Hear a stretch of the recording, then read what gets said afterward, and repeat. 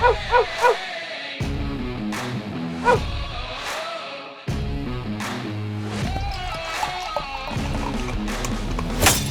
to a very special Dog or Pass year in review. Happy holidays to all. I'm Paul Shaughnessy, joined by the power of Zoom by Cody Saftik, breaking down this great year. Remember to smash the like button, do all that other stuff. You know, get the word out there, tell your friends. Hopefully, big and better things to come in 2022 for us. Yeah, Paul, you are the best, my friend. I decided before I came into the show, I was like, you know what? I'm going to throw something festive on. And I'm looking through my clothes. I'm like, don't actually own anything festive. I don't even really think I own anything red or green.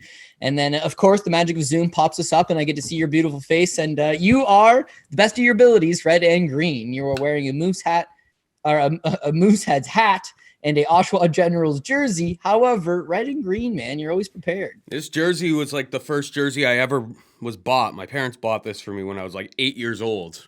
And we had 5 kids in my family. So like right. They really like they bought it and it was basically a dress on me. It came down to my ankles, but still fits me to this day kind of. Like the sleeves are pretty embarrassing. It's a hilarious little shirt, but yeah, supporting the CHL with the red and green for this episode. Why don't we get right into the action here? The people have come for the awards of the year. We're a little different than some of these other awards shows that they go on. Maybe we'll say some things that they wouldn't dare say on television. It's going to be a little bit more of an off the cuff type of episode this week. So let's get right into it. This is just an opportunity for us to just pat ourselves on the back, to be perfectly honest. Bet of the year. So for me, I'll go really quickly. It was Brad Taschuk slipping into me DMs saying, I know that you said Cab by KO and Giagos by sub. Why don't you parlay them together? And I didn't put very much on it, but both of those hit. It was something absurd. It was like 150 to 1 type of odds.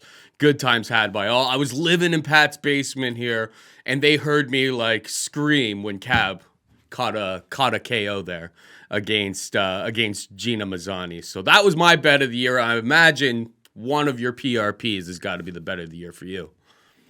Yeah, that's the thing. I decided to shake it up a little bit. So we got 2 full-out UFC PRPs this year. That was huge. We hit a 100 to 1 on the Colby Covington versus Usman 2 card. And, of course, we had some PFL success. We had some Bellator success. However, I didn't decide to go with any of the parlays. I just went and won. What was my straight-up best bet of the year? Chris Curtis over Phil Haas by knockout plus 600. Love me some of that, Paul. First of all, it was a great way to introduce Chris Curtis to the audience. He makes a big splash. He makes his name for himself. Guy's 34 years old. Finally gets his moment to shine. And also, I've been wanting to fade Phil Haas so bad. Waiting for that opportunity, waiting for that spot. This was it. And Chris Curtis went out and absolutely delivered. So the parlays are great. Those are huge. But how often can you say you hit a plus 600? Just a straight up, right? Just a straight up. Parlays are different. Those give you that juice. But it's not every day that you go and you hit something like that. So yeah, Chris Curtis doing it for me again. I'm going to have to say my best bet, single bet of the year would be the Action Man by KO plus 600 over Phil Haas. Love it. All right, moving on down the line. Biggest storyline of the year. I really struggled with this one for a while, but then I thought about it, Cody, and the real question that I had this year that was left unanswered is, was Jolie in Connor's wife, or was Jolie in Connor's DMs? Your wife was in my DMs, mate. That's it. I didn't really have a storyline, but that is my storyline because we never really had it answered. Was she in Connor's DMs? Yeah, we never got full disclosure on that one. I would say this one was also very difficult. I thought, well, what's the big story? So when you think of big story, you think of, well, who's the big star? And, Conor McGregor. But there wasn't really no big story to him. He broke his ankle, right? Was that the story? That's not really a story. Habib Nurmagomedov retires. Actually, he retired last year. He's just been playing a heel character all of this year, talking shit from the Instagrams and the Twitters. What's the big story? And I actually had to go with just recently, which is Amanda Nunes quits. This is the GOAT. This is the pound for pound, 2 division weight class, the best to do the damn thing, rolling through opponents, Paul.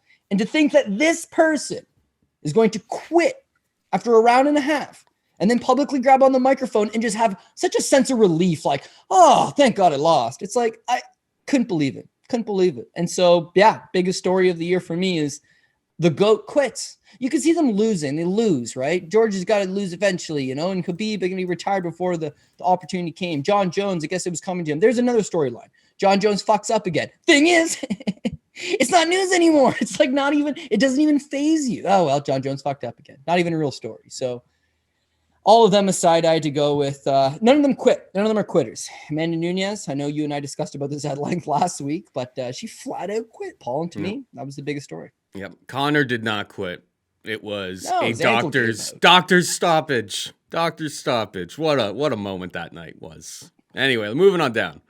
We've got most fadeable gym. This is where we go a little bit off the beaten path for what you'll see on other award shows. And frankly, for me, it's got to be SBG Ireland. They got Johnny Walker, one of the most exciting, electrifying light heavyweight fighters in the world, and turned him into a boring, low volume point striker. That was kind of the, oh my God, talk about just ruin. No one expects this guy to be a champion. Maybe that's what they were trying to do, but you literally sucked every little bit of fun out of him. And then on top of that, what is Sinead Kavanagh when she went like toe to toe with Cyborg, trying to knock her out. I mean, the two of those things together, SBG Ireland going way down in 2021. I mean, they were already on the decline, but it really cemented it for me. Most fadeable gym. If I see SBG Ireland, I'm probably betting against you. Yeah, that's a fair. I had to go with Jackson Wink. Another year where Jackson Wink continues to fall down the hill. And this used to be a mega gym when we were younger, Paul. 10 years ago, they were the best. They had the best roster of guys. George St. Pierre was there. Rashad Evans was there. Keith Jardine was there. They had a resurgence years where they had Donald Cerrone was there. And Frank Mir went there. Alistair Overeem went there. Andrei Arlovsky went there. It was a mega gym in Albuquerque, New Mexico. Who'd have thunk it? And everybody's gone now. The people that walk in say it's toxic, they walk right out. And you're just seeing now from the fighters that are actually representing the gym, it's just steadily in a decline, right? The skills aren't there. The training isn't there. The game plans aren't there. It used to be Jackson Wink, right? Greg Jackson came up with the game plan. Michael Winkeljohn had the technical abilities tight. Jackson was the grappler. Winkeljohn was the striker. It was a dynamic duo. Jackson stepped out of the spotlight a little bit. You see him here and there, I suppose. But that banner, Jackson Wink, I mean, I just think it's cancerous at this point. Nail in the coffin being John Jones, your perennial star, the one guy that no matter what stuck with you, right? Everybody else is walking out other than Holly Holm, Jackson, or Winkeljohn's been with her. She's like 18, right? Everybody else has left the gym. Everybody else sees that this is not a good spot. John Jones, loyal to the bone to these guys. And then screws up again. Well, whatever. This is nothing new. You didn't kick him out of the gym the first 4 or 5 times he screwed up. Like, what makes this one any different? More pressure? Like, I don't know. Because it was a domestic? I guess him hitting a pregnant lady in a car in a DUI incident wasn't as domestic enough for you. But they don't ban him. They more or less kick him out of the gym. And now he's spouting with Winkeljohn being like, guy's a sack of crap. He wants money. He wants the limelight. Like, the whole thing is just a disaster. When I see outside of Aaron Pico, when I see Jackson Wink on the banner, I'm like, got to go the other way on this one. All right. And that kind of, see this on the banner and go the other way leads us into most fadeable fighter. We've got, for me, I mean, anytime I see this guy, I'm looking for submission props. I am looking for just the other side. And, I pulled up best fight odds here, and they've got... He was closing range as a minus 300 favorite and a minus 350 favorite. Nope, the Chalk Chasers never learned their lesson on Sean Soriano. I don't care who he trains with. I don't care who he trains with at Sanford MMA. He's the kickboxing coach. The guy can't grapple. He's grappled. He probably does some practice at the gym in the grappling, but you get him into a fight, the guy is lost. Shayalan Nuran-Bieke, I don't even know how to pronounce his name. That was a plus 240 winner. And then Christos Giagos, I had Giagos, and I had Giagos by sub. The most lucrative guy to fade for me this year, just straight up, was Sean Soriano. Big favorite, and really there's nothing that could ever lead you to believe that he was worth that price. Yeah, that's fair enough. I would say that the most fadeable guy clearly has to be, we just saw him last weekend, Harry Hunsucker. However, yeah, he's just a big old heavyweight that's going to get knocked out in a minute. Who's a real letdown? Who's someone that you can just auto fade and feel Darren pretty Till. good about your chances in 2021? That's He another only good fought answer. once. He only fought once. That was the difference for me. I got Brunson by sub at like 20-1 at one spot because that's pretty I have filthy. no idea. For whatever, Most maybe fadeable fighter, I decided to go with Charles Rosa. His game is just not adequate anymore in 2021. He's gotten 0 takedown defense. He's got no game off his back. His striking is lackluster. He's 1-2 on the year, okay? The one win, split decision win over Ryan James in a fight he almost got knocked out in and almost got submitted, although he's never been submitted, so mostly just almost got knocked out. And then his other losses, like he's a 2-1 favorite over Derek Minner. And Derek Minner's a cardio machine in there against him, taking him down, grinding him. It's embarrassing. His last time out, much of the same. Don't know why I fall for the tricks and the antics of one Charles Rosa. BJJ black belt, great striking, American top team. All of it means absolute diddly poo when Charles Rosa gets in there. So most fadeable guy, even though Harry Hunsucker is the worst guy in the roster, Charles Rosa is the most fadeable guy in the roster. All right. Next up is the submission of the year. This one I really grappled with.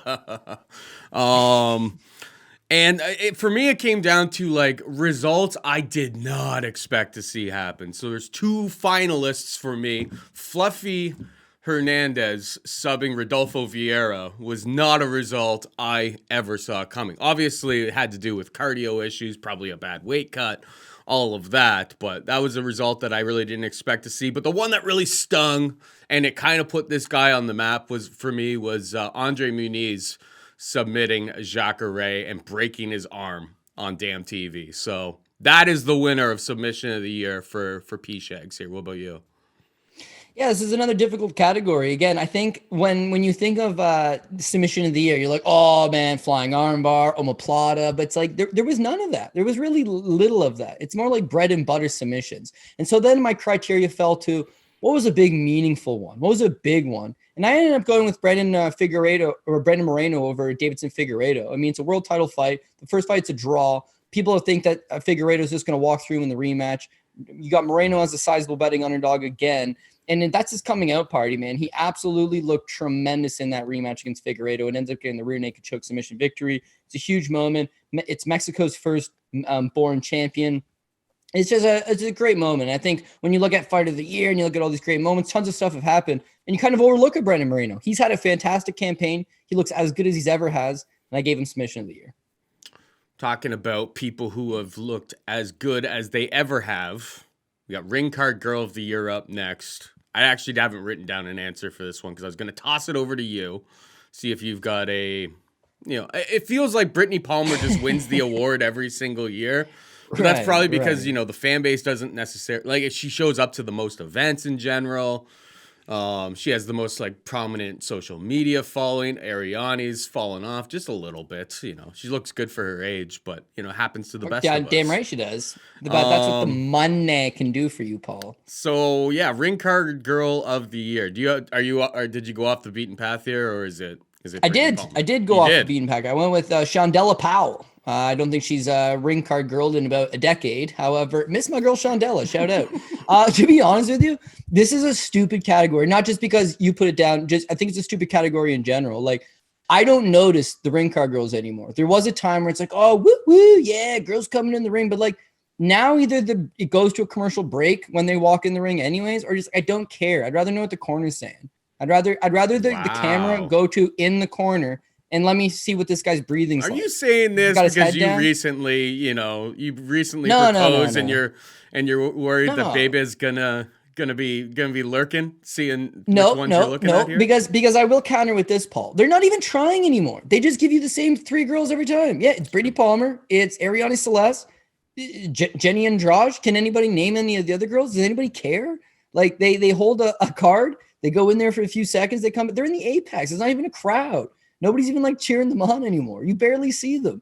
And it's not as if it's like, here's a new crop every year. He's a new crop. It's like, oh my God, look at that girl. Oh my God, where did she come from? It's just like Ariane. Okay, Brady Palmer's been doing it since the WEC days. She was the WEC ring card girl. The WEC got bought by the UFC in like 2011. So it's been a decade that she's been like one of 3 ring card girls. Ariane Celeste, she's been doing it since like 2007. 2006. Just hasn't changed. So, like Logan Stanton, she was the best, man. Edith was the best. Yeah, those girls were so fun. My God, they're just not around. I don't even know what you're talking about. Let's oh see. Yeah, ring crowd girl, UFC ring crowd girl Logan. Oh my God. Okay, yep.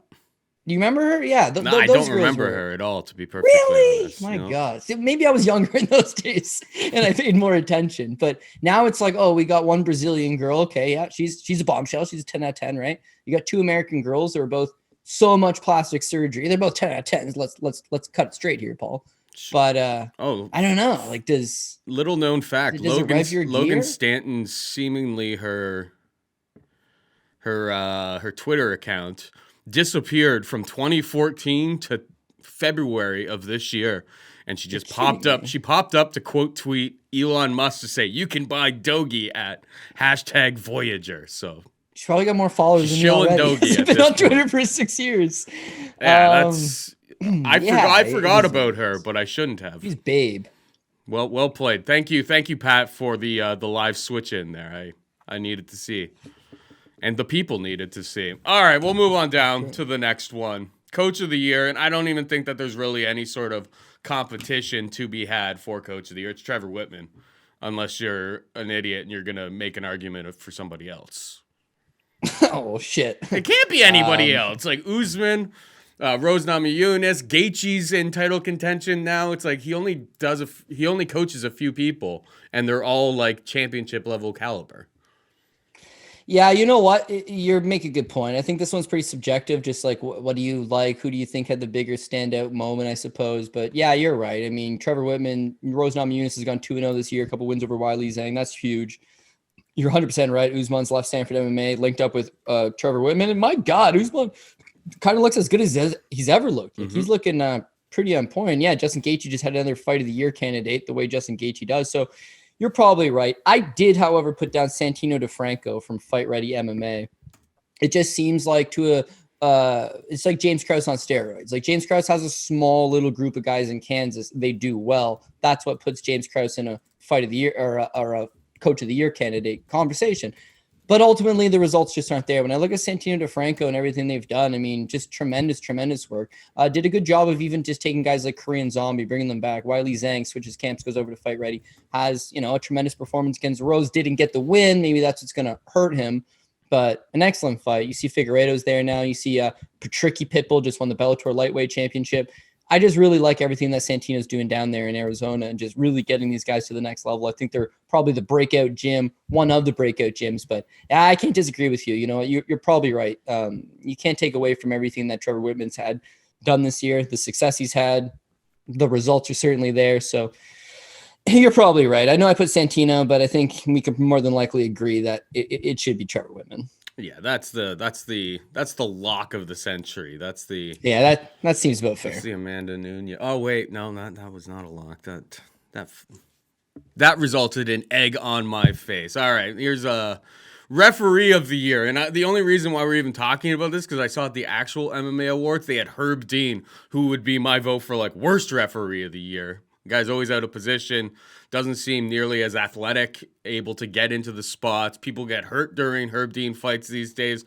That was like the most laughable award of the year. That just shows how silly those awards and really any award show really is. But Herb Dean had no business being there. He's like right there with who was that like Russian guy that showed up on in Abu Dhabi a few times because that guy just wanted to see blood. He would let people like die out there. They sent him home. After like the second fight of the night. They're like, yeah, dude, this isn't for you. Vyacheslav Keslev or something like that.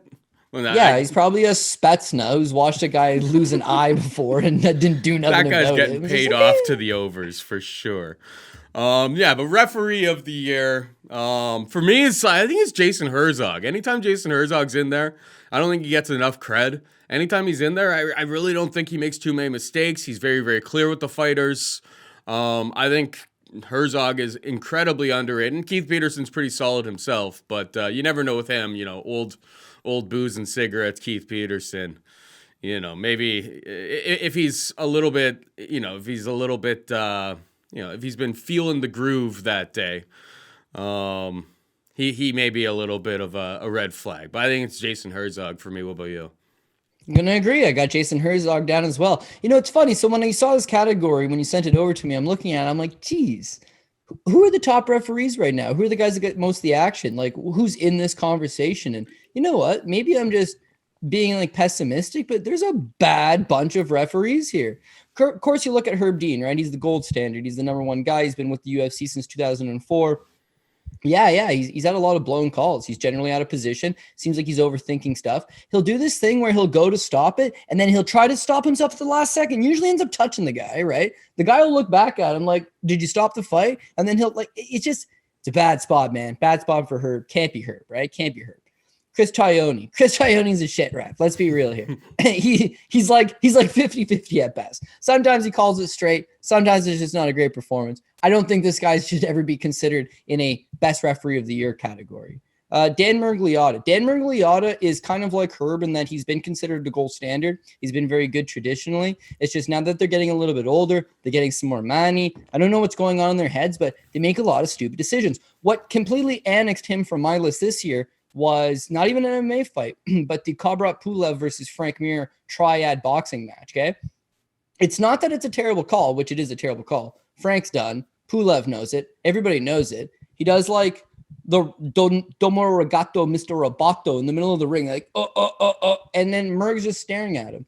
It's a bad referee decision. Sure, it was the aftermath when they were like, yeah, so real bad stoppage there. And he's just like, what are you talking about? Bad stoppage. He's like, I was waiting to see what Pulev was going to do. It's like, why are you waiting to see what he's going to do? The other guy's done. His brain's been shut off, okay? His motor skills are gone. His body is barely hanging on. He's like frozen up in midair. You're waiting to see what the other guy does? What do you mean you're waiting? No onus there. No responsibility. Didn't accept it. Wasn't like that. That was a bad decision.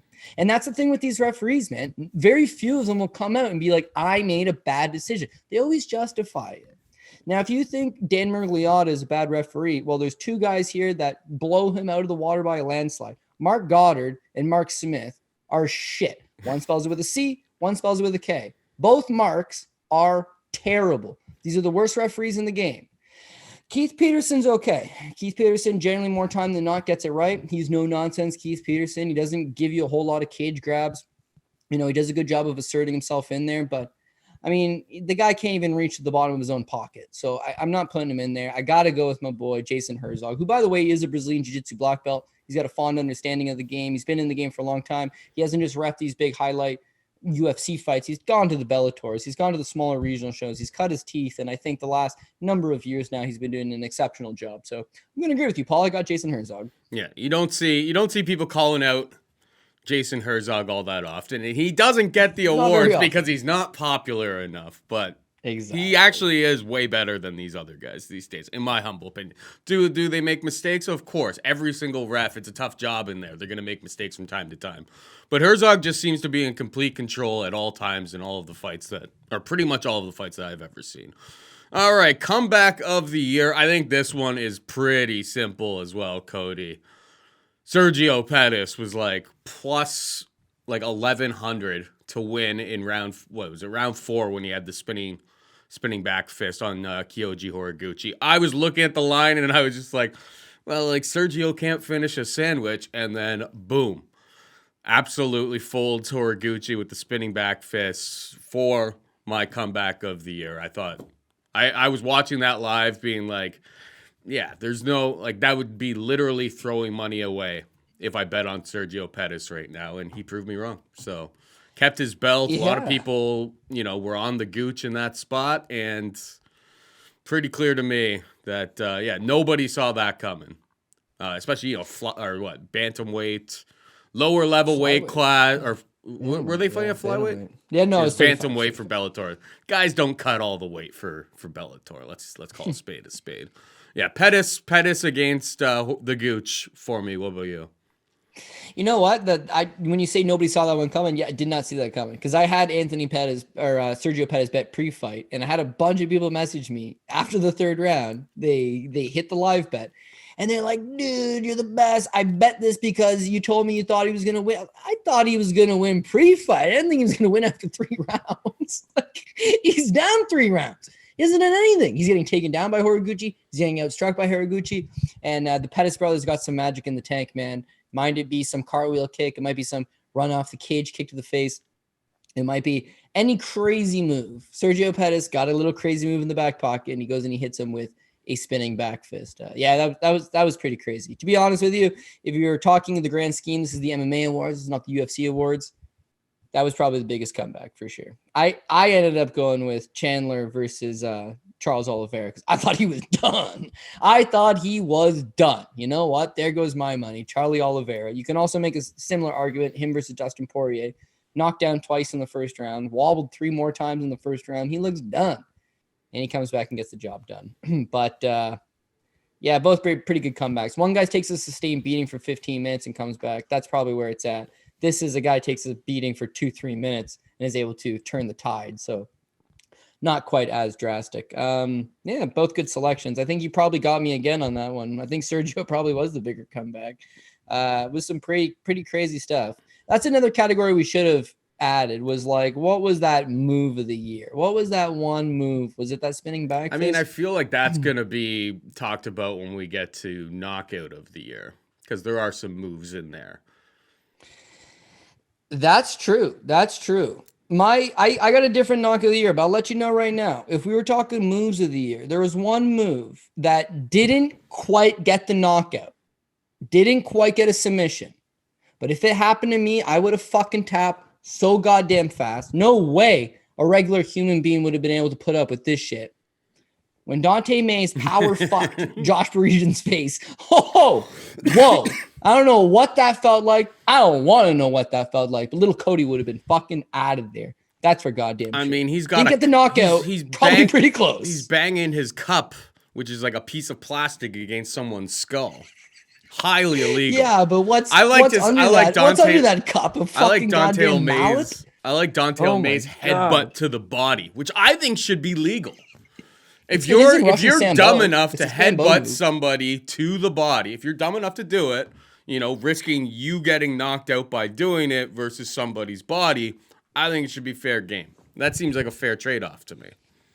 Yeah, I don't think you can knock yourself out because, again, it's a Russian Sambo move, and you'll see a lot of these guys that are inexperienced Russian fighters, they'll try to get away with it. And the ref will be like, what are you doing? But they'll do it in Sambo all the time. And whereas it sounds stupid, think about it if you're Mark Coleman, right? It's always his philosophy because he was a big headbutt guy, is if you're a big power wrestler, you take this guy down, you can pin him down. Both your arms on both his arms, right? You stack him, his legs aren't going anywhere. It's basically you have no weapons available. He has no weapons available. You just start headbutting him. It'd be the same thing here. Like, I know it sounds, how much power can you generate with a headbutt to the body? But I bet you don't feel good, dude. I bet you don't feel good having someone's dome smashing you right in the cranium, smashing you in the ribs. Look at Cesar Ferreira taps on like a small little knee to the body, right? Who would have thunk it? It's like sometimes these little moves, they cause damage. They get you in the right spot. But yeah, I'm going to agree. It's probably not the most effective move going. And so, yeah, let it go down. It should be a good move. All right, Jim. You're allowed to soccer kick someone in the body, right? That's a fair move. Just can't do it in the head. Don't headbutt the guy in the head. Headbutts to the body. You could headbutt their leg if you want, I guess. Yeah, anywhere. Yeah, you just can't headbutt their head. Seems pretty fair to me. It's a fair trade-off if you're willing to do that. I think if I was the one receiving, I'd be like, well, there's a better chance of him giving himself some damage here. Jared Brooksing himself in this type of situation. You're right. All right, a little bit more of a boring topic here. Gym of the year. This is one of those lazy topics that I basically just, wrote down because I saw that's what they do at other award shows. The list that I've got here, you got Sanford, you got ATT, you got City Kickboxing. I mean, it's tough to give City Kickboxing it when Izzy lost to Jan. Was that in 2021? Yep. Yeah, that was in 2021. So it's tough to give it to them, even though Volkanovski's kind of established himself as the featherweight king.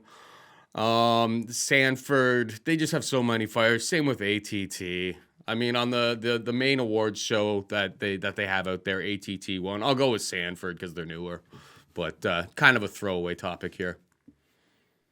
It's a total throwaway topic. I went with American Top Team, actually. I just think, again, you're going by numbers, not necessarily specific results. They've got so many guys in the gym that, of course, a bunch of them are going to come out positive on the other side. And I know Dustin Poirier just came up short for a title fight. Manny Nunes just lost her title. But even like Peter Yan's there now. You know what I mean? Like the gym just high-level talent walk in on a day-to-day basis, world champion walk in on a day-to-day basis, and very few people go to ATT and make a regression in their game. When you look at the other MMA award shows, the stupidest categories of all time, they'd be like, leading man of the year, Dana White. It's like, yeah, okay, well, who else is going to be Dana White for leading man of the year? Ask yourself. That's the dumbest. Right, it's never going to happen. Right. And then they used to have clothing company of the year, Tap Out. Yeah, okay, all right. Yeah, this show is brought to you by Tap Out. Like, give your fucking head a shake, pal. Yeah, sponsor of the year for this for our show here is DraftKings Sportsbook. DraftKings Sportsbook. Make sure you sign up using the code DOP for, I don't know what the giveaway is right now, but I bet you it's great. You can bet on I forget. That was I read an ad read a couple days ago. Yeah, I don't know. It's $150 for a $5 bet. I want to say NBA, but are they playing basketball right now? Who knows by the time people actually see this show, Cody, the world may be over. You know, this may be like the last piece of content that ever comes out. Yeah, well, the world that we live in these days, you know, you can never be too sure too far in advance of anything really happening. Yeah, that's fair. That's fair. Okay. Well, yeah, Gym of the Year, toss up. Who knows? I'm going to go with American Top Team, but I'm sure there's many good answers as well. Upset of the year, the fight that made me most upset this year was Amanda Nunes inside the distance as the second leg of the laser-guided heat-seeking missile not coming through. Me having to pay for all of my gifts for, you know, Pat's kids, all of my nieces and nephews, my mom. All of my gifts were supposed to be paid by the bookie, and Nunes did not come through with her end of the deal. And I mean, you know, when you look back, and I was talking to Pat about it, when you look back at, you know, some of the biggest upsets in UFC history, it's like Ronda Rousey at the time, by the numbers, was one of the biggest upsets of all time. But when you look at it in hindsight, you're like, Holly Holm ended up being just really good and a terrible stylistic matchup as long as she could maintain distance and outstrike for Ronda Rousey. So obviously, I still kind of feel like I was underestimating Pena 100%. I didn't expect her to look like Larry Holmes dropping jabs on her at will in round 2 there, though. Like that was not part of the equation that ever went through my brain. I guess the idea of Amanda gassing, but like, yeah, upset of the year, upset of women's MMA history potentially is Nunes Pena. It's gotta be. Yeah, I'm going to flat out agree on this one. I'm going to say the upset of the year is definitely Juliana Pena over Amanda Nunes. The greatest upset of all time would be Matt Serra over George St. Pierre, my humble opinion. The second biggest upset of all time would be this. And then the third biggest upset, I guess, would be Holly Holm versus Ronda Rousey. Again, the Ronda Rousey one has a lot more hindsight, but Ronda Rousey was a fad, man. She would armbar girls in like 40 seconds, and it was mid-level talent, right? It was the Sarah McMahons. Well, she need her to the body. She fought Betch Correia, another knockout at she fought Alexis Davis. Like, come on, man. These guys, this wasn't the elite level wins.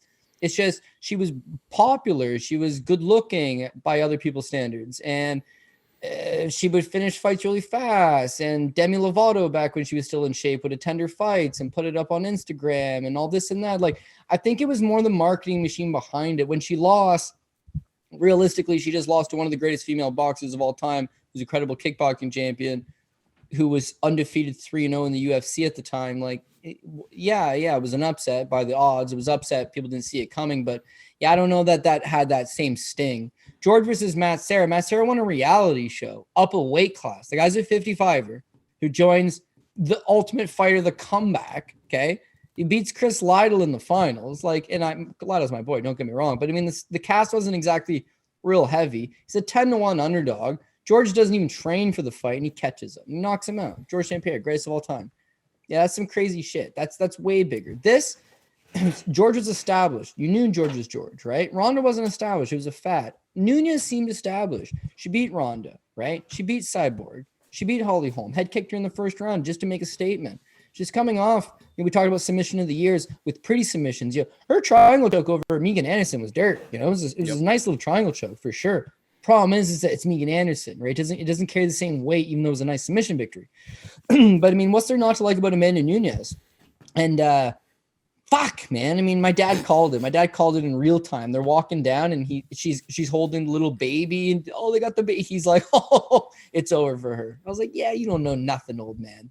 Old man was right. It was over for her. She mentally checked out on her way to the octagon, where it was like, I'm a family woman now. I'm a mother now. I have money now. Oh, who's this? I'm a 10-1 favorite over her. I'll blow her out in the first round. But if I don't blow her out in the first round, I actually have a septum problem. I can't really breathe out of my nose to begin with. I have bad cardio. I didn't train overly hard for this fight. Oh, this choke's only half on. Jan Blachowicz taps it. Frustrating, but a huge upset. So gonna have to go with Juliana Pena, biggest upset of the year. The NFL season's winding down in the playoffs. We'll be here before you know it. And at DraftKings Sportsbook, the official sports betting partner of the NFL, the offers are getting even more amazing. New customers can bet just $5 on any NFL team to win their game, and if they do, you win $200 in free bets. Do not miss out on this action. And if Sportsbook isn't available in your state yet, you can still be a part of the NFL action. Everyone can play for huge cash prizes with DraftKings daily fantasy football contests.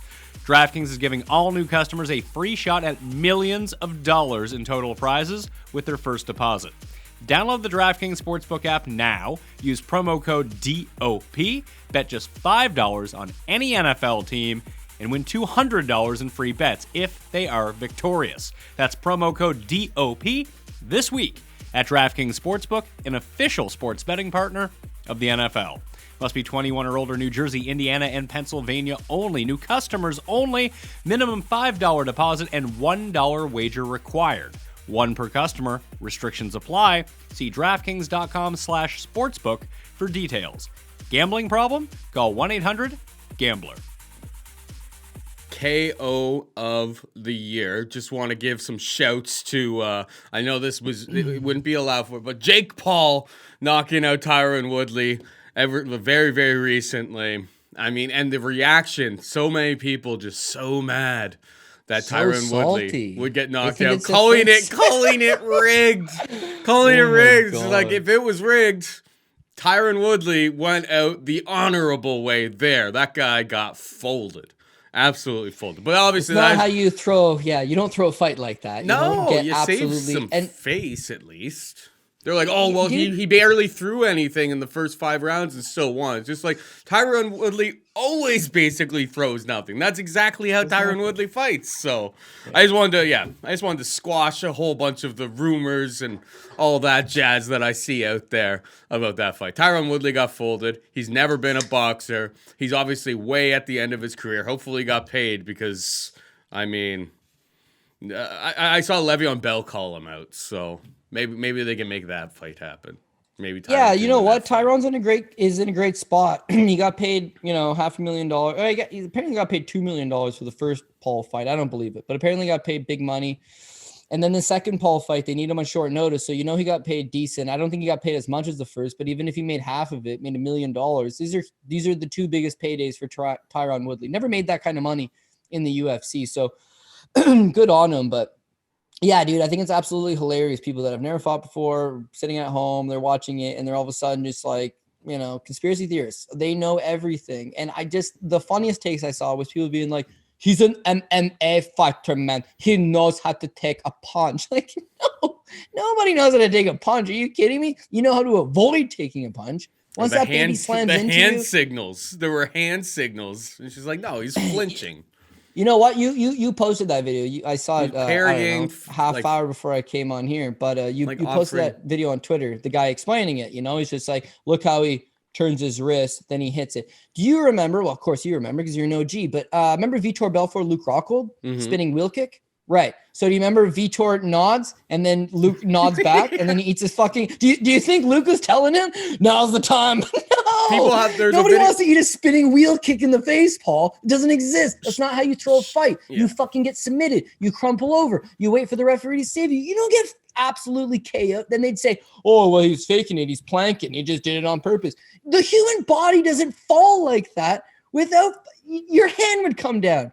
Your body would naturally try to protect itself from just going sack of potatoes, dead weight, crumple on the fucking ground. He's out cold. You don't fix a fight by losing consciousness, by causing, he's 40. You know the damage that could have caused to his brain?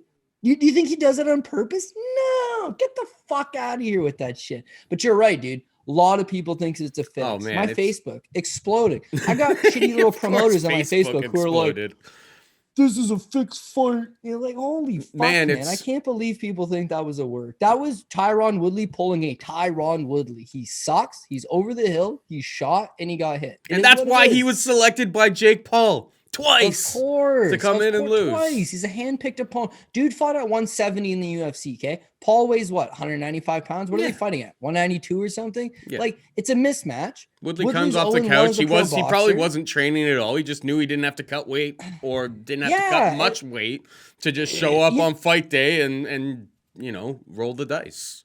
I mean, he's not even rolling the dice. It's like he's getting paid more than he would for a UFC fight. The first time they fought, it was like, oh, man, he could have knocked Jake Paul out, but it's a fix, so he chose not to. And that's why when he fell in the ropes, Tyron Woodley, like they didn't believe it then. Then he loses the second time. It's, it's a fix. Like, then don't watch it, man. People are so fucked. And if you're extra salty because you bet on Tyron Woodley in the second time, come on. Yeah. Give your head a shake. Now, take it from me. I had the fight go in the distance. So I was wrong as well. Yeah, there's a lot of people. A lot of people were on that prop, to be perfectly honest. I stayed away from it because I was like, I don't know what's gonna happen when these two guys get in there this time. But yeah, we actually went way off track there. Knockout of the year. Here's some of the contenders, I would say. We got Sandhagen versus Edgar, Prochaska versus Reyes. Of course, my computer goes screen off right at the moment when I'm reading that. All right, Yuri versus Reyes, Usman baptizing Masvidal, and Bahamondes versus Roberts. I thought that spinning back kick was pretty awesome. It's probably not going to win because the level of the fight, it didn't put him into the stratosphere. I'm going to go with Yuri. Yuri's a guy who really put himself into a good position this year. He only fought once, but winning that fight puts him like right in line to fight for a title here, which you go back 2 years, this guy was on nobody's radar. Yeah, Yuri's definitely come a long way. I mean, he's a shit-eating wild man, so when you get in the ring and you throw that kind of high-velocity power, anything can happen. Yeah, he's a KO machine.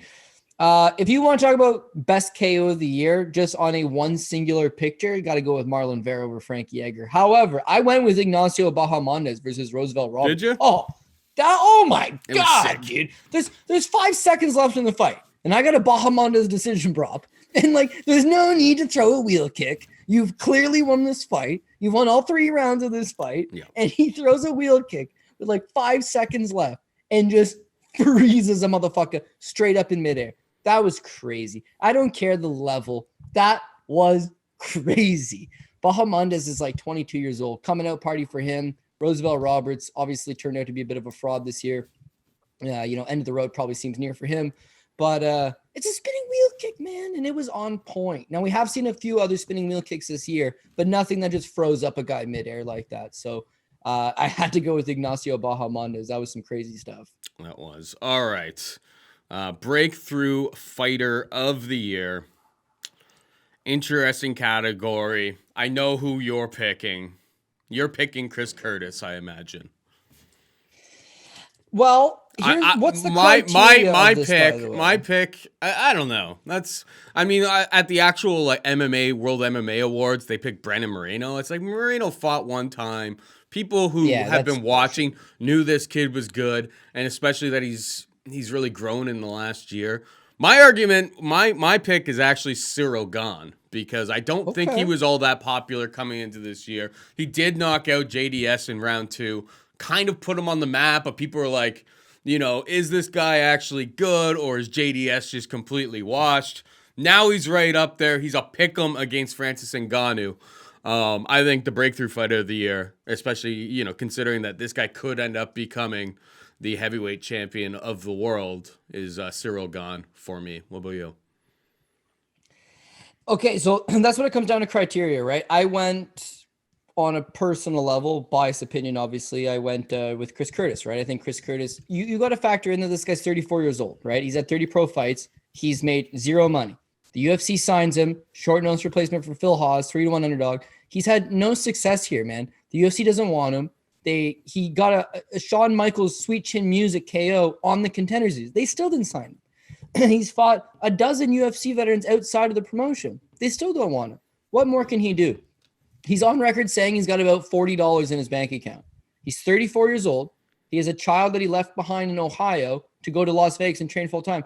His life is going to be seen as a failure. His career is going to be seen as a failure. His peers are going to judge him on the fact that, oh, you pursued a dream your whole life and never made anything. He signs a short notice opportunity to take on Phil Hawes, takes a 12-12, agrees to take a base minimum pay on a 1-fight deal. Okay. That's $24,000 because he wins. He got another $6,000 from Venom. That's $30,000. He got a $50,000 KO to the night bonus, $80,000. Renegotiates with the UFC, takes a 20-20, wins the second fight, short notice, up a weight class again against Brendan Allen, pockets another 40 there, takes another 6 from Venom, takes another $50,000 fight of the night bonus. He goes from essentially never had a shot in the UFC, no name, no reputation, casual fans don't know who he is. You know how many people I saw betting against him? And this is what the reasoning was. Dude, he's 34 and he hasn't made the UFC yet. Like, what the fuck does that even mean? He's had bad luck. Bad things go against him. Have you ever watched Contender Series? Dana picks the wrong people all the time.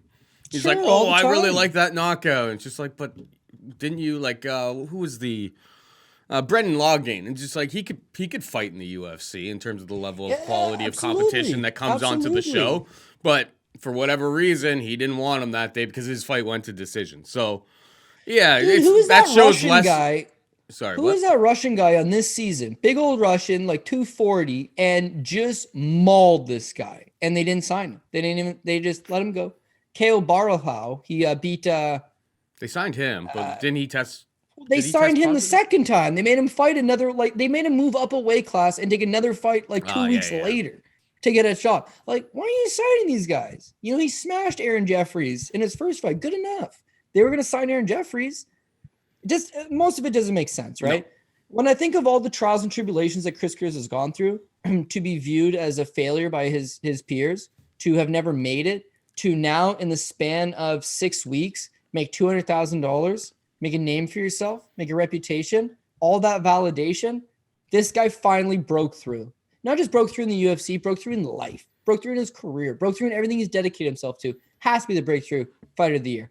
However, 2 people honorable mention. If you're talking about a women fighter of the year, breakout fighter, Manon Fiorot. She's gone 3-0 this year. She's looked awesome. She's come out of left field. Say it again. What about Lamas?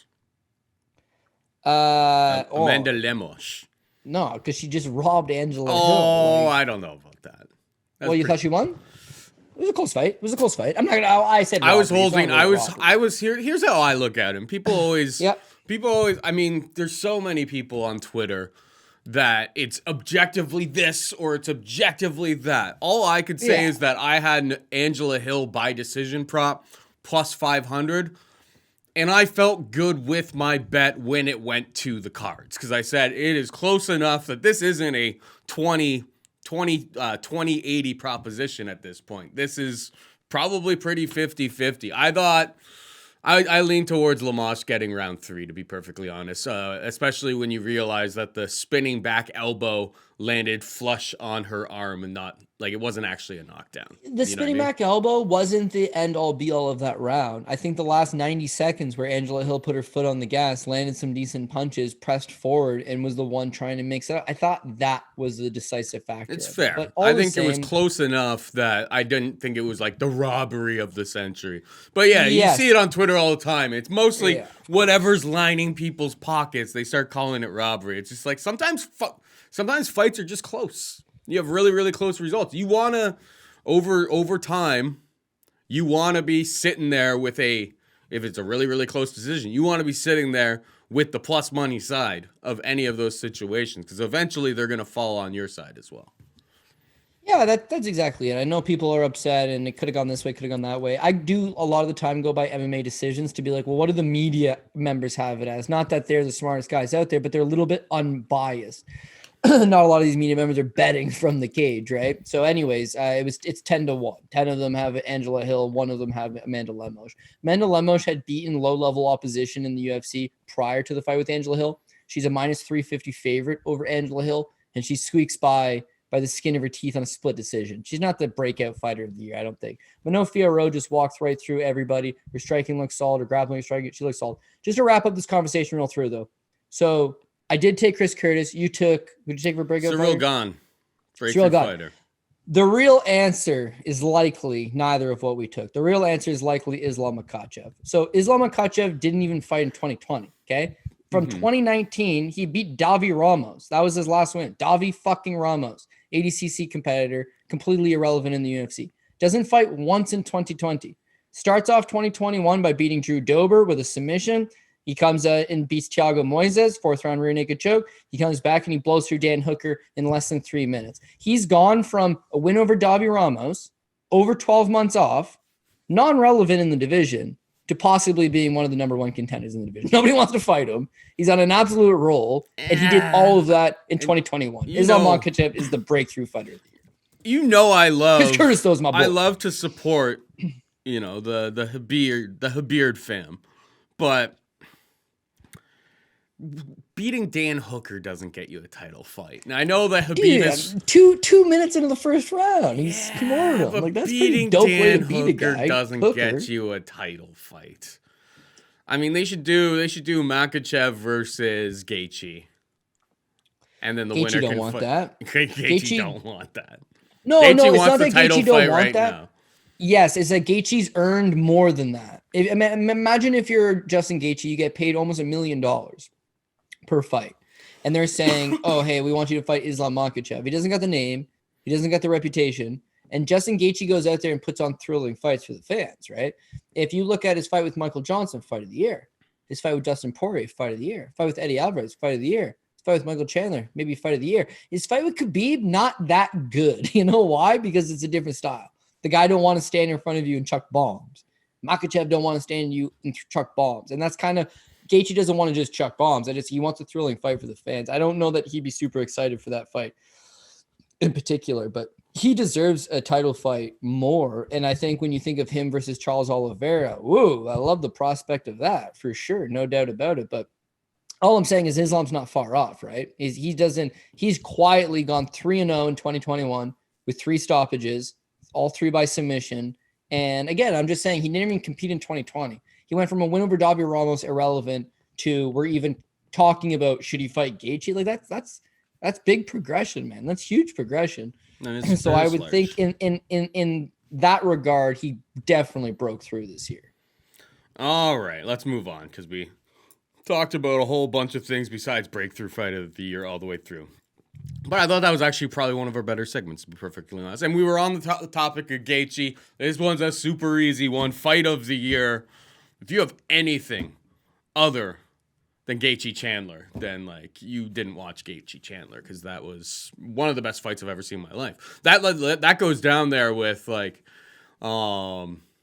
with Marco Polo Reyes versus Dun Young Kim, but not that Dun Young Kim, the other Dun Young Kim, Dun Young Ma, which he switched his name to later when us Westerners got way too confused by the entire situation. I mean, fight of all time potentially, Gaethje Chandler. Just what a wild mess that all of us, like, that's why we tune into fights. That's why you tune into fights, man. It's these crazy moments for sure. I didn't actually go with Gaethje Chandler. Oh my God, what is wrong with you? No, I know. My answer is going to be really out of left field. People are probably going to complain about it. But I went with Robbie Lawler versus Nick Diaz too. Maybe it was just I was having a heart palpitation. Maybe I was on cocaine. But it was a crazy fight, man. This is a crazy fight. This is what, dude? In the comment section, let the people have to let, like, that was, I thought it was more sad because Nick Diaz just clearly didn't have anything in the tank anymore. Nah, dude, the first round he threw like 176 strikes. It was crazy. This guy's a guy he's landing on Robbie Lawler left, right, and center. He's bopping him. I'm like, holy shit. And mind you, I bet Robbie Lawler. No, everyone's sad because of the pre-fight, him shadowboxing. Everyone's sad because he showed up on the scales looking like a sack of milk. Like, yeah, that was all sad. The fight itself, dude, that first round, these guys went toe-to-toe. Now, I'll admit, the nostalgia gets to me a little bit more. But this is truthfully which way is this thing going to go? Who's going to outlast the other? Now, nobody's ever outlasted Nick Diaz. So that first round, it seems like things are going to go towards Diaz. But Robbie Lawler showed classic Robbie Lawler. He just put his head down, came forward, and came after him the whole time. It was vintage from both guys. Unfortunately, Diaz had been off the sidelines for a decade, just didn't have it anymore, and Robbie eventually broke him. It's an anticlimactic end to a crazy good fight, I will admit. But here was kind of my thing, right? Gaethje versus Chandler. The first round's ultra competitive. The second and third round, mind you, I had Justin Gaethje. I thought it was pretty straightforward. I thought he just kicked his ass, right? Yeah, there was some shots here and there, and there was some wobbled moments, but like we were in cruise control. Volkanovski versus Brian Ortega. That's I see they got listed here. Crazy fight, right. Brian Ortega had one moment, right? The third round with the guillotine choke, and then he switched that guillotine choke into a quick little triangle choke, and then it was 4 rounds of Alexander Volkanovski absolutely beating the shit out of him. So there was more than one submission attempt that Ortega got. Well, the guillotine and the triangle choke, you know, I think those were the 2 real ones. Outside of that, it was, to me, it was one-way traffic. Same round?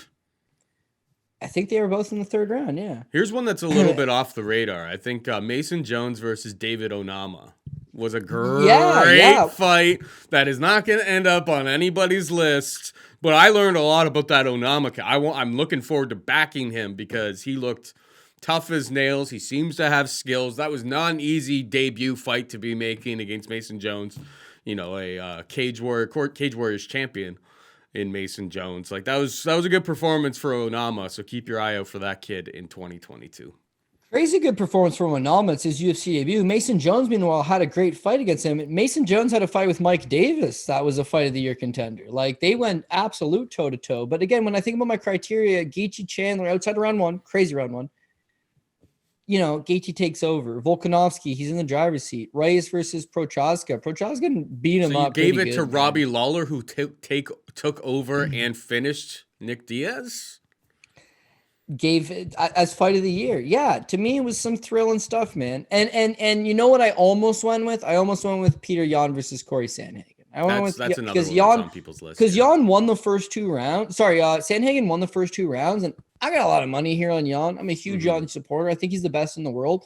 And now he's just given his opponent 2 free rounds. So now he needs to win 3 straight. And it's like, this guy is the absolute Terminator, man. It was a thrilling fight. Really good exchange of technique. And the lighter weight class guys usually do show off the best. You know, they've got great gas tank. They can fight for 25 full minutes. It's a crazy exchange of technique both ways. Both guys just absolutely fought, you know, tooth and nail. That's an excellent fight. The old guys, one of them fell apart kind of late, kind of quit. Yeah, is that as good as a fight? Maybe not. But I've been around this game for a long time, dude. And that's the shit that still gets me excited. That's the shit that still gets me revved up. Like, we watch 13, 14 fight cards every week. And they're good cards every week. The action is bomb. What gets your blood flowing? What wakes you up in the morning and you think, oh, fuck, it's fight day? Do you still get that? Or are you desensitized? I'm largely desensitized. Robbie Lawler, Nick Diaz, those big moments, you feel it in your balls, Paul. You feel it in your balls when you wake up in the morning. It's fight day. I don't get fight week anymore. People wake up on Monday, they'll tweet it out. They'll be like, it's fight week. Like, dog, a lot of time to go before the fights happen, right? I get fight day. Do I wake up Saturday morning and do I feel it in the boom boom? Yeah, that's what Diaz Lawler did for me. That's what keeps me coming back, man. And so, yeah, not the popular opinion by a long shot, I bet, but that was I took that as fight of the year. All right, female fighter of the year. I mean, it's probably got to be Shevchenko or Rose. I'm gonna mail this one in a little bit. I can go with Shevchenko. She didn't really fight anybody, but we saw growth in her grappling ability that I started being able, like, Shevchenkov, started being able to post memes of her with a beard, because I think we saw a real step in her game, whereas, Rose versus Weili was really, really close the second time around. Obviously, she had the knockout of Weili Zhang, but she fought the same fighter twice. And I know, for Shevchenko, she's clearly cleaned out the division, but arguably has become the greatest women's fighter in the world, with Nunes struggling and falling off her pedestal after all of these years. So I'm going to give it to Shevchenko. A lot of people give it to Rose. What about you? Yeah, no, I went with Rose as well. I think you look at the both of them, they're 2-0 each a pair, but when you look at Shevchenko, she fights Jessica Andrade as a 5-1 favorite. Okay, so she's supposed to go out there and get the job done pretty effortlessly. She goes out there, gets the job done pretty effortlessly. Then they book her against Lauren Murphy, where she is effectively a minus 1,600 favorite. Yeah, but the Andrade one, that just shows how great she is, because if they did Andrade versus Rose, what do you think the line would be on that fight? Based on their history. Exactly. Yeah, for sure. Either Rose absolutely picks her apart standing, or she gets dumped on her head and gets KO'd. Yeah, we don't have to give Rose this award. We already gave Whitman the, we've got that gym. We've got that gym taken care of on the award ceremonies this year. Yeah, that's fair. When I look at Rose, the reason why I gave it for her is her first fight of the year, Weili Zhang. She knocks her out in like a minute and a half, like flawless victory, cruise in the park. And then they rebook a second fight, and it's gut check, man. It's gut check. It's 2-2 going into the fourth or the fifth. This is a close fight. This is a who wants it more, who's championship caliber, who's going to dig down into the bag of tricks and pull one more out there. And Rose did that. She used her grappling effectively in the latter half of the fight, got the job done. It was huge. Got the victory. Not just you better. That was a huge card for us. That was the Usman Covington card. Absolutely huge moment. Great to get that Rose Namajunas victory. Everybody's pumped up. Ally Quinta, quite literally the one person that fucked up that event. But it's like you went from knocking this girl out to being a drag him out 25-minute hard war, right? You can do it the one way. You can do it the other way. She showed the heart of a champion. She showed skills of a champion. She did it all. I mean, I think really when you're Rose Namajunas and they give you the number 2 girl in the world, that's going to bring the best out of you. And the best did come out of her. The problem with Valentina, very similar to Juliana Pena, Amanda Nunes, you're fighting like the number 6 or 7th girl in the world. You're not fighting the number 1 challenger. You're not fighting the number 2 contender. You're just fighting somebody that they're just throwing in there with you. So there's an expectation that you should win, and they should win. And Amanda Nunes could have finished Juliana Pena in the first round, let's say, and it would have been just another joke. Okay, another joke, haha. Thing is, she didn't finish her in the first, and then she gassed out because I just don't think she took the fight all that seriously, right? So, in my opinion, it's different when you're can crushing. And I'm not saying Lauren Murphy's a can. I'm saying she's a can in comparison to Valentina Shevchenko. Rose is one of the very few champions that can say, I fought the absolute best. And when we talk about male fighter of the year, Usman's in the conversation because he went 3-0. But again, outside of fighting Colby Covington, George Masvidal's the number 6 guy in the world. Gilbert Burns is the number 7 guy in the world. Covington is the number 2 guy in the world. Fighting him means something. What Rose did meant something. So I did give Rose Namajunas the female fighter of the year. All right. Well, we'll jump into male fighter of the year. Who do you got?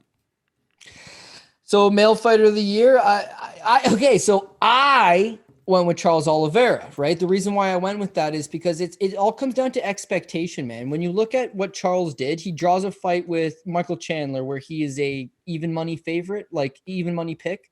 I don't think anybody really expects Charles Oliveira to go there and necessarily beat him up. It's a close fight. Chandler's got all types of dynamite in his hands.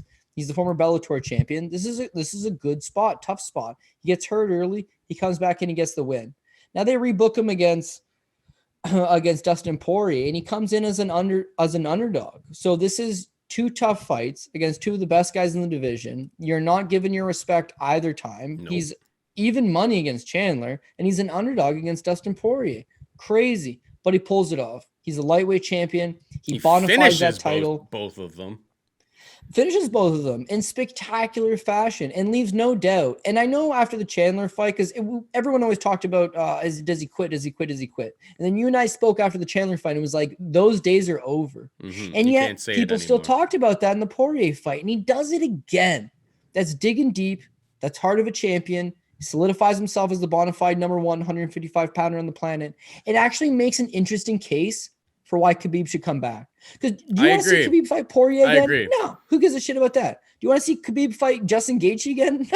No. Trust me, I seen it. It was a walk in the park. This guy shows you there's something still there. There is right? something. Yeah, there is an interesting intrigue to a fight, because where does Khabib want the fight to go? Up against the cage, down on the mat, and it's just like that's where even Charles sets up a lot of his submissions, like jumping on your back when you're up against the cage. So it's like a lot of the things that Charles does great are where, he exploits areas that Khabib, exploits as well for his personal gain. So it is the most interest. I think Khabib, as the old T-shirt says, if Sambo was easy, it would be called jiu-jitsu. Not that, I'm not. Charles Oliveira is my fighter of the year as well. I saw that Kamaru Usman was the everyone's pick this year, and 3-0, 100%. He had a great year. The Masvidal rematch, I kind of just tossed that one aside. I think it's Charles Oliveira as well for a lot of the same reasons that you said. But yeah, Khabib smashes everybody. But there would be intrigue, because who knows how much time would Khabib need to get like back into I'm gonna make 155 pound shape. Like the guy hasn't been, like his cheeks are looking pretty thin or pretty full these days. The guy has not been skipping any meals. That's 100%. Yeah, for sure. And had you asked me 3 months ago, I did go on record on saying this, and I was adamant when I said it. I believed it. I don't believe it anymore, but I believed it when I said it 3 months ago. Khabib, greatest of all time. Greatest of all time. I don't believe it anymore, though. I don't believe it anymore because there was still challenges left. There's still a Charles Oliveira. There's still something to need to be done. 29-0. You don't want that one more? You don't want the 30-0? That kind of solidifies things. And all the other GOATs move up. Henry Cejudo went from 25 to 35. Conor went from, not that he's a GOAT, but he went from 45 to 55. Cormier went from 205 to heavyweight. Are you trying to say that? Amanda Nunes went from 35 to 45. Peter Yan will end up going to 45. All these guys eventually, all these women, men, whenever you eventually tap out that market, even John Jones is thinking about a move to heavyweight. You got to make that move up. Now, there's only one other guy in the greatest of all time conversation. Not Jones. He's a fucking cheater. It's George St. Pierre. And George did it, dog. George went up to 85. Yeah, but he waited for the worst middleweight champion. He waited for a perfect time to go get that belt. Oh, Michael Bisping stumbles his way into the belt. I'm going to come back, get that belt, and then throw it in. It's just like, no, man. Habib's the greatest of all time. And you're starting to see that in, Coach of the Year, we didn't even talk about Khabib. But the stable of Russian killers that him and Javier Mendez are growing right now, we're going to be talking about a lot of that, I think. It's like with Khabib and the guys that he corners, like I think that they have like their best performances because they are terrified of like upsetting brother Khabib in their corner. Well, I think most people are like, I'm just not feeling it today, but I'll go back to the gym on Monday. Here it's just like, oh, fuck, if I quit, they're never going to talk to me again. Like, I'm going to get disowned from my family. They're going to be waving, and I'm going to have a little wagon with an ox pulling it into the forest because I just got disassociated from my tribe. Like, it's a lot of pride, a lot of honor there. But I don't know. I guess my only argument here is that Khabib went through a run of some fighters. I think there's a lot of styles we want to see him fight. People want to see him fight Tony Ferguson, just never materialized. Hindsight wouldn't have really mattered, but there was just more for him to do. Fight. It would be a great fight. And I feel like that is the one fight that's like it gives the haters one more extra out, which as a Khabib nut hugger, I hate it. I still think Khabib would win, but they've got an argument there. He does present a whole bunch of problems for a guy like Khabib. Yeah, that's fair. Especially because he doesn't quit anymore. But that's the real deal breaker. Does he beat Colby Covington? I think so. Yeah. You think so? Yeah. Takes him down? How do you think he beats him? He takes him down at will. He takes him down? At will. You think he takes him down at will? Is that what you just Daniel said? Is that what I heard? I think my when he wrestles with Daniel Cormier, who's a freaking Olympian, he takes down Daniel Cormier. A freaking heavyweight. Yeah, well, I've seen Daniel Cormier take Khabib down too. But what I'm saying is, just to wrap up the argument while Charles is the guy, is that, yeah, so you beat Chandler, no one expects anything. It's a huge win. You beat Dustin Poirier as the underdog, it's a huge win. You have a huge profile. You've got the narrative of maybe you can draw Khabib out of retirement. All good. With Usman, meanwhile, the Gilbert Burns fight, he's a 3-1 favorite. The George Masvidal fight, he's a 4-1 favorite. And the Colby Covington rematch, he's a -320 favorite. So you can never say you're expected to win in MMA just because there's so many variances. Anything could happen. But beating three guys in which you're 3-1 favorites over all of them, 4-1 favorites over all of them, yeah, that's not as impressive to me. So I had to go with Chucky Olives, who defied the odds and got the wins. Yeah, I went with him as well. But we just argued about Khabib for no real good reason whatsoever. All right. Khabib turned heel, man. He's a heel now. He just talks all types of fucking shit online. I don't know what happened to him. It's like he's just got an opinion about everything all of a sudden. That's Ali. Yeah, more than likely. It's Ali Abdelaziz, like sparking fights between like Gaethje. He's got both of the phones. He's responding between Gaethje and Khabib on Twitter, most likely. Well, I don't know. You seen that Eagle FC, right? So they're launching in the States, and he's just like, no women weight classes. Nobody wants to watch that. Only a couple good ones. It's like, classic Khabib. Like, that's how he thinks. That's what he's been taught to believe, right? That's just the way that they were raised. He's not necessarily wrong, by the way. However, they're still entertaining fights. Even if they're not elite, they're still fun to watch. It's just when your greatest of all time taps from a no-hook rear naked choke, that's what you're working with. All right. Usually other shows will stop there. Male Fighter of the Year. That's the most prestigious award. But we got a couple more here. First up, Worst Fighter of the Year. Cody asked for it on Twitter on the last event of 2021.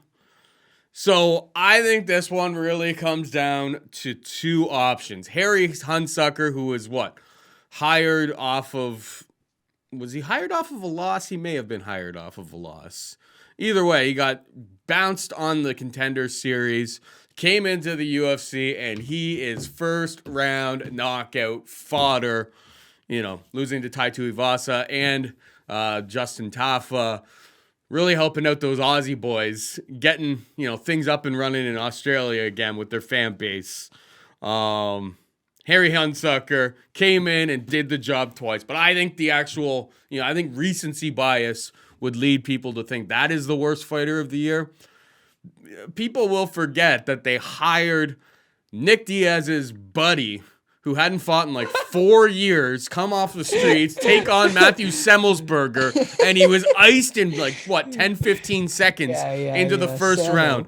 No, it was in Jersey. It's like the Jersey Commission had no business sanctioning that fight. Anybody who kind of looked at it, just I can't find tape on this guy, but he wasn't particularly good on the regional scene. I can only imagine what's going to happen in this fight. Everybody kind of watches just oh my God, how did they sign this guy? Why did they sign this guy? Did Diaz did he sleep with Diaz's girlfriend or something? This was some sort of punishment getting him onto the UFC card. So my vote is Martin Sano Jr., right? Yeah. He was the worst fighter of the year. It's one of those ones that's it would be horrible. If they sign this guy for a second fight in the UFC, there's even more blood on their hands. You know what I mean? At least Hunsucker got a second fight. He wasn't that bad. He's just bad heavyweight. Sano, it's just they have no business re-signing him to fight anybody. Unless maybe CM Punk comes back. I don't know. Yeah, dude, I think he might have showed me up again. I did put down Harry Hunsucker simply on the basis of, he lost on the Contender Series, first round knockout. He had won a fight on the regional scene against a 4-3 guy in Kentucky. And then, he comes back and he lasts 46 seconds. And then he comes back and he lasts like less than 2 minutes against Tafa. So his run has been abysmal. He's got 5 pro losses, all 5 of them by knockout, all 5 of them in the first round, 7 pro wins, all of them against guys with non-winning records in the sport. He's a bum. He's your quintessential heavyweight putz brought in to get his ass kicked, in which he's done. He's been terrible. But you're right with Martin Sano, because one thing that you can at least give Harry Hunsucker is, as bad as he is, he came to fight, right? Yeah. He went at Tai Tuivasa and got knocked out in 46 seconds. He went after Jander Vanderaa on the Contender Series, landed a couple shots, got knocked out. He went at Justin Tafa, landed a couple shots, got knocked out. Martin Sano hadn't fought in 4 years, shouldn't have been there, moving up a weight class, and gets knocked down in 15 seconds. You know, one of those things, it's like, dude, tell them I want to be on the card. It's like, all right, Martin, all right, dude. All right. Now, dude, let them know I want on the card. It's like, dude, I'll get you on this card, but you better not make me look bad. You fucking made him look bad. Oh, man, that was bad. So I did go Harry Hunsucker, but I think Martin Sano's a pretty good call. If you want to talk about worst female of the year on the roster, Gina Mazzani. That loss to Priscilla Cachoeira really looks bad in hindsight now, doesn't it? But she had some wins leading into that, didn't she? Well, Like that's why she was like, that's why she was esteemed favorite against Katja beating. Huge favorite. Yeah, I know. And in hindsight, it's like, oh my God, she was actually she hadn't fought. That was her only fight in 2021. It was her only fight in 2021. She had beaten Rachel Ostovich by round 3 TKO, ground and pound, in November of 2020. Yeah, so we're talking about not necessarily so a win over Ostovich, and everyone's who is like the worst 3-1 favorite in the division this year. Absolutely abysmal. Yeah, losing to Cav is not a good look. No, terrible, absolutely terrible. Do you have any other categories? I had a couple. I have my last one on my list here. Okay, which is Apple Pie Shitter of the Year. And that is Raging Al Iaquinta, who decided that the first time he would ever get knocked out in his career was against Bobby Green, the decision machine. And like, there's me and there's some other people on the interwebs that were like buying like vacation homes if the PRP had hit that week. And I believe Al was the only one who shit in the apple pie that day, wasn't it? You absolutely. He cost me so much money. I mean, we still had a good night because he was like deep. He was like, leg 10 of like 13 or something like that. We still had a great night tailing Cody's parlays. But those last, if Al Iaquinta had came through, he's my modern day. Who was that guy? Cost me all that money back in the day. Andy Ogle. Oh, he's my Andy modern. Ogle. He's Andy the modern Ogle. day Andy Ogle, where it's just like if gets bounced in the first round, gets finished, but when you look back on it in hindsight, it's just like that son of a bitch cost me a whole whack of money. But it is what it is. We had a pretty good year. A little bit of a bad end. The last December, for instance, wasn't exactly great. Gave a whole bunch back to the bookie, but there's so many fight cards. There's always fights every single week. Once we get back into January, we'll be back on top of things. But yeah, Al Iaquinta, you son of a bitch, stick to real estate. Who's your apple pie shitter of the year? Briefly thought about him because, you're right. He missed at the one fight from a PRP. It's a 13-fight card. We go 12 for 13, the one, Al Iaquinta. How much more money could we have possibly won if Al would have done it? But I'm not mad at Al because I hit a 100-1 parlay on that night. It was still a good night. The apple pie shitter of the year, my friend, is Stephen Wonderboy Thompson because he did me fucking dirty 2 times. Keep this in mind, okay? UFC 264, Poirier versus McGregor. First fight, Zhalgas Zhumagulov, Jerome Rivera. Well, we love Zhalgas. We're on Zhalgas. Gets the win. Brad Tavares versus Omari Akhmedov. Woo! Brad just barely squeaked it through. But shit, we got the split decision. We're rolling. Jennifer Maia versus Jessica Ai. Jennifer Maia wins. Dracus Duplessis, our boy, takes out Trevin Giles. Oh, shit. Leah Topuria smokes out Ryan Hall. Man, we love Topuria. He's been really good for us this year. 5-0. Michelle Pereira beats Nico Price. I actually went the other side of Nico Price, but that hadn't killed me. It was low end on the confidence. Max Griffin beats Carlos Condit. I love it. We're high up on him. Sean O'Malley beats Chris Moutinho. We're high up on him. Irene Aldana beats Giannis Kunitskaya. Tai Tuivasa gets stanky-legged and knocks out Greg Hardy. Paul, I am about to make a shit-kicking. And Stephen Wonderboy Thompson gets grinded out by Gilbert Burns. Shit wrestling. Shit takedown defense. Blows a fucking colossal ticket, dog. A colossal ticket. Now you fast forward to last weekend, okay? We start off with Charles Jourdain gets the job done. Melissa Gatto as the underdog gets the job done. Justin Taffa, I mean, that was pretty expected against Harry Hunsucker. Jared Mearshart, he's from the jaws of defeat. He comes back. Fucking Lazarus from the dead comes back for us. Cub Swanson, like smooth like butter. Mateusz Gamrot, still pushing the pace. Ricky Simone, career best. Wonderboy Thompson. Well, the Angela Hill fight came right before it, and whatever. That could have gone either way. The investment wasn't there. Wonderboy Thompson, co-main event, back-to-back events, huge tickets on the run. I just need to get through the co-main, and I hedge out on the main. Yeah, you were always intending. You were always intending to hedge out on the main. It's like you're fighting Derek Lewis. Dude, I would have made $40,000 had Chris Daukaus won the main event. Thing is I've learned my lesson many times before. I wouldn't have let it go to a $40,000 Chris Daukaus. It would have been 2020. I would have won $20,000 if Derek Lewis wins. I make $20,000 if Chris Daukaus wins. Beautiful end of the year. You're the hero. Everybody loves it. Thompson, co-main event. Just need to get through it. Twice.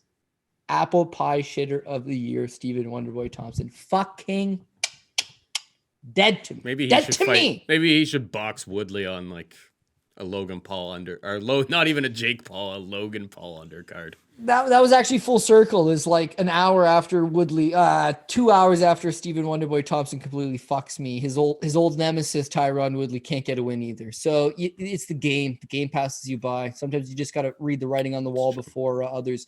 Gilbert Burns to me is elite level grappler, and his wrestling's good, and he was able to neutralize Stephen Wonderboy Thompson. Turns out a Bilal Muhammad did even better job of neutralizing him. So Wonderboy is officially Wonder Man, and it ain't too good for him. So he's the apple pie shitter of the year, no doubt about it.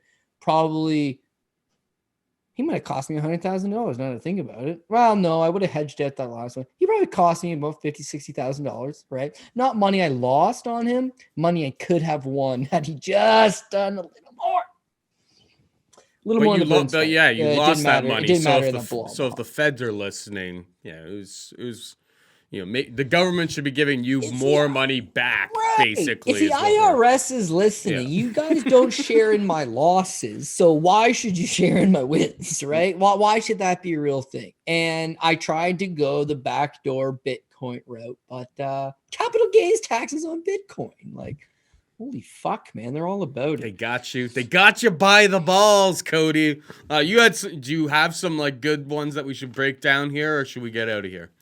What do you think? Okay, the last ones I'll hit you with is comeback fighter of the year. So we did comeback fight of the year. Guys getting his ass kicked. I didn't have any time to. I'll let you. You'll have to lead these up, and I'll have to agree with you because I didn't have any time. No problem. I went with comeback fighter of the year as Dominic Cruz. Dominic Cruz starts off the year. I mean, he's a shell of himself. He doesn't compete very often. He's pretty much irrelevant, and he takes a fight with Casey Kinney, which he's pretty much the bettable underdog against Casey Kinney, and he shows up. He's got a little magic left in the tank. He gets a victory. They booked him against Pedro Munoz. This is a top 10 guy. This is a guy that's viewed as not a contender, but a fringe contender.